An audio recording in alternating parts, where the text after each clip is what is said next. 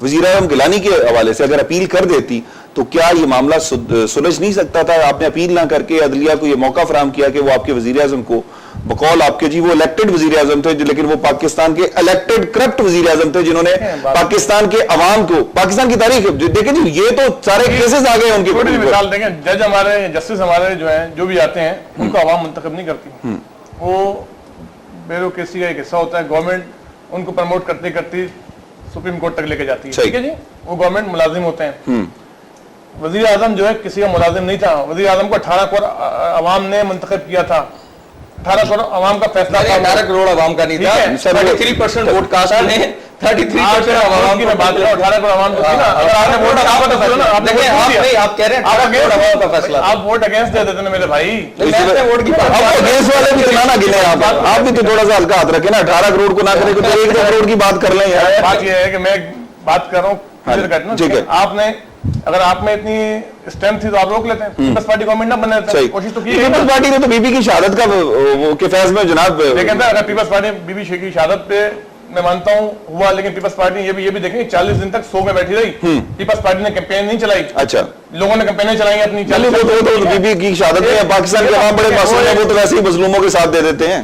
یہ مطلب ازل سے پاکستان پیپلز پارٹی کے ساتھ یہ رویہ عدلیہ کا بھی رہا ہے یہ رویہ یہاں کے جو خفیہ ہاتھ ہیں ان کا بھی رہا ہے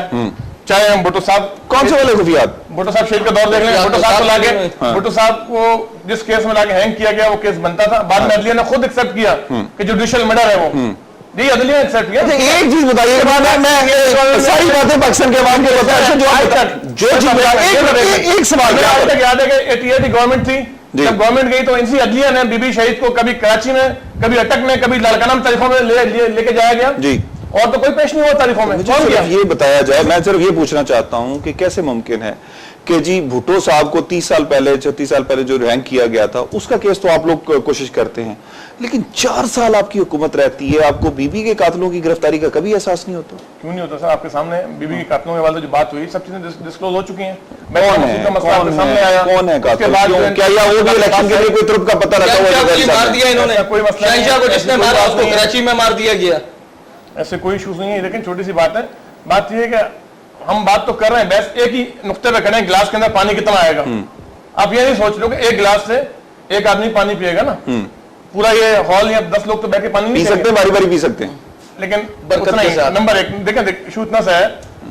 کہ میرا بھائی 28 ٹریلین کی باتیں کرتے ہیں اللہ تعالیٰ ان کو عزت دے یہ مجھے ان لوگوں کے نام بتا دیں جو صاف شفاف اور شرفا لوگ ہیں پیپلز پارٹی چلے مان لیتے ہیں آپ کی بات پہ کہ پیپلز پارٹی کرپٹ ہے میری بات نہیں وہ دیکھیں میں اپنی بات تو کر رہا ہوں پیدا کر رہے ہیں نا میری پرسپشن نہیں ہے پیپلز پارٹی کرپٹ ہوتی ہے گورنمنٹ کا لوگ دوبارہ ضمنی الیکشن میں پیپلز پارٹی کو ووٹ دے کے جتاتے ہیں ارے بھائی کل ہم الیکشن دوبارہ سنگل کا جیتا ہے جو سپریم کورٹ نے بات یہ ہے کہ سر میں آپ کو میاں صاحب $6 ارب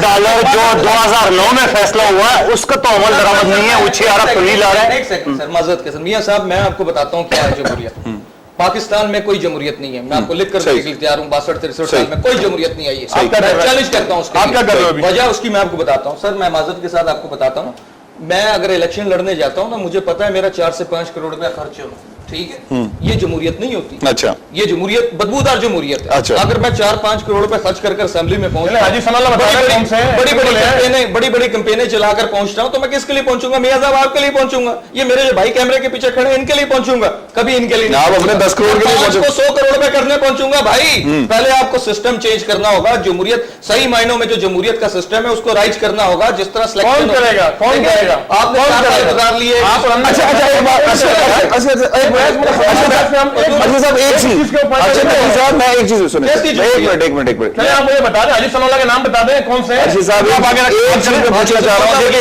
انہوں نے کہا کون کرے انہی میں سے کوئی حاجی ثناء اللہ نکل رہا ہے بات کرو نکل رہا ہے کون نکال رہا ہے مجبور میں پاکستان میں جا کے کون نکال رہا ہے سندھ کا بندہ جا کے پرائم منسٹر ہے اس کے سامنے خودکشی کر لیتا ہے اس کو کون نکال رہا ہے بھائی مجھے ایک چیز میں پوچھنا چاہتا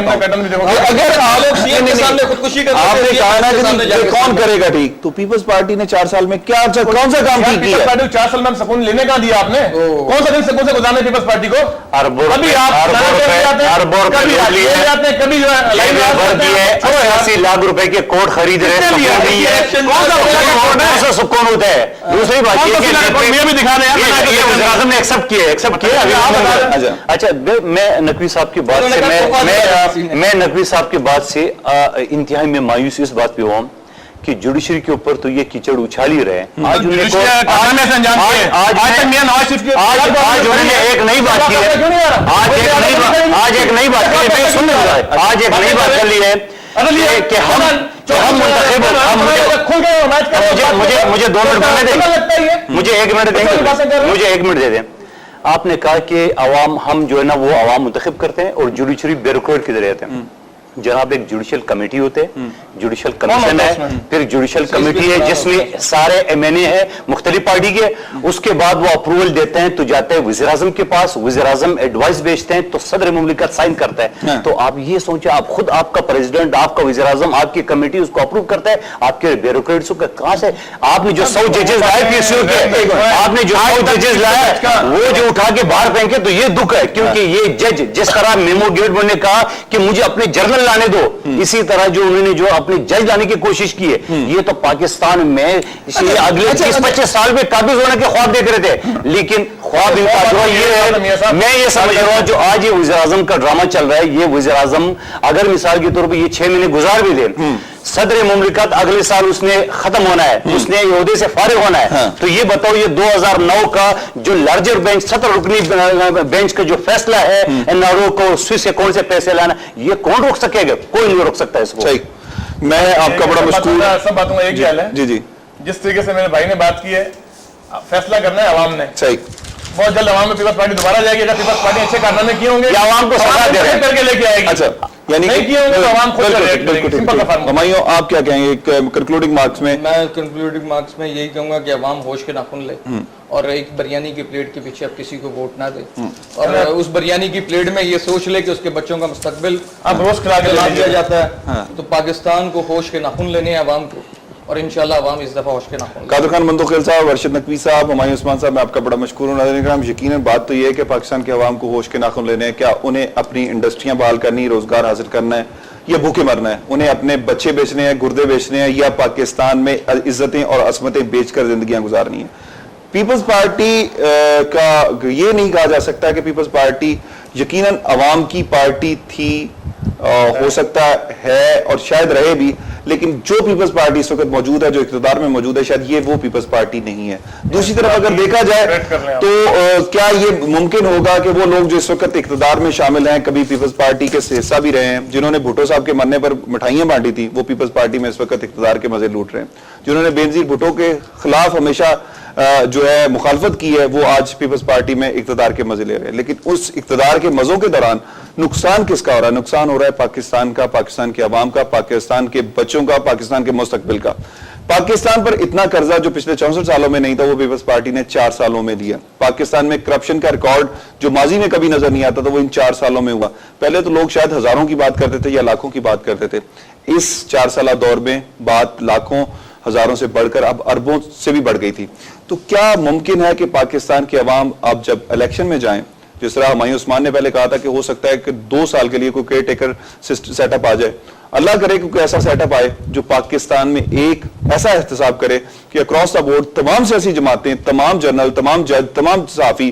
سب لوگوں کا احتساب ہونا چاہیے جو اس ملک کے خلاف کام کرتے رہے ہیں. ان کا ایسا احتساب ہونا چاہیے کہ آنے والی نسلوں میں کبھی کوئی اس ملک کے خلاف کام کرنے کے لیے, اس ملک کے پیسے کو, عوام کے پیسے کو لوٹنے کا کبھی سوچ بھی نہ سکے. اور کل جب وزیر اعظم پیپلز پارٹی لائے گی تو کیا نیا آنے والا وزیر اعظم سوئس بینکوں کو خط لکھے گا سپریم کورٹ کی ایڈوائس پر, یا وہ بھی گیلانی صاحب کے نقش قدم پر چلتے ہوئے پھر سیاسی شہادت حاصل کرے گا, جو پیپلز پارٹی کو اس وقت ضرورت بھی ہے کہ عوام کے سامنے انہوں نے مظلوم بن کر جانا ہے. اس کے ساتھ ہی اپنے میزبان میاں طارق کو اجازت دیجیے. اللہ نگہبان. پاکستان زندہ باد.